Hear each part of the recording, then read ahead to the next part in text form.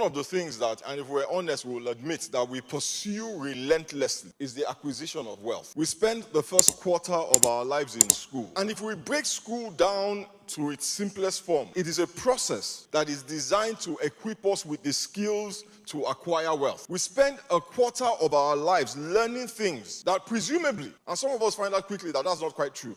You spend 6 years studying philosophy and you come out and you realize it does nothing to help you acquire wealth. Some of us studied Yoruba as a language. And and it's good. You went to college and you have a degree, but then you come out of college and you're faced with the reality of life. Then you start to say, well, adulting is a scam. We do relationship seminars and events, and one of the things that we were told was that they want somebody who is a six figure, six pack, 6 foot tall.